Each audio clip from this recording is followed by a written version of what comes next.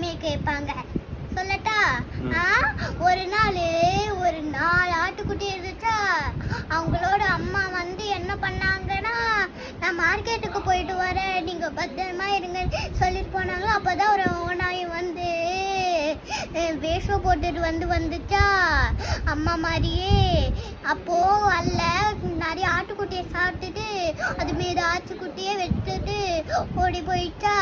அப்ப அவங்க அம்மா வந்து பார்க்கும்போது என்ன இல்லை நம்மளோட ஆட்டுக்குட்டி எல்லாமே அப்படின்னு சொல்லி பார்த்தாங்களா. அப்போ ஓனாய் வயிற்றுக்குள்ள ஆட்டுக்குட்டியா இருந்துச்சு. அவங்க அம்மாவோட ஆட்டுக்குட்டி மாதிரி. அவங்க அம்மா வந்து என்ன சொன்னாங்கன்னா, இந்த இந்த இந்த ஆட்டுக்குட்டியெல்லாம் நம்ம எடுத்துட்டு கல்லை வச்சிருவோமா ஓனாயோட வயிற்றுல அப்படின்ட்டு கல்லை வச்சு விட்டாங்க. அப்புறம் அந்த ஆட்டுக்குட்டியெல்லாம் பத்திரமா இருந்துச்சு. நான் பண்ணதுக்கு ஒரு சின்ன லைக் போடுங்க.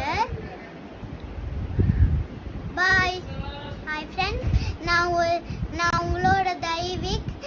நான் உங்களுக்கு ஒரு சின்ன கதை சொல்ல போகிறேன். அதை மட்டும் நீங்கள் லைக் பண்ணிங்க. ஓகேயா?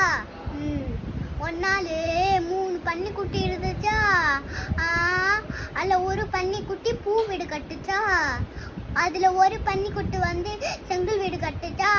அதில் ஒரு பன்னிக்குட்டி வந்து புல் வீடு கட்டுச்சா. அப்போதான் ஒரு தந்திருக்கார ஓனாய் வந்து அந்த புல் வீட்டை அழைச்சிச்சா.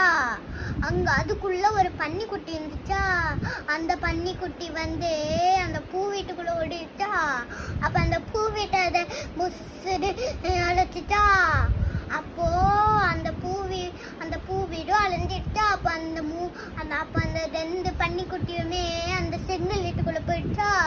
இன்னொரு பன்னிக்குட்டி இருக்கிற செங்கல் வீட்டுல அந்த ஓனாயால உதவும் இல்லை. அப்ப அங்க ஒண்ணு மேல இப்படி இருக்குமே,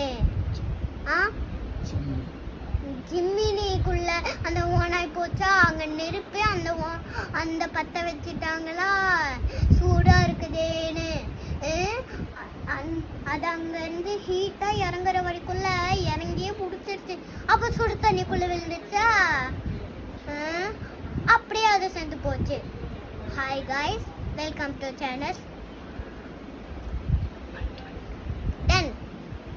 பாய் ஃப்ரெண்ட்ஸ்.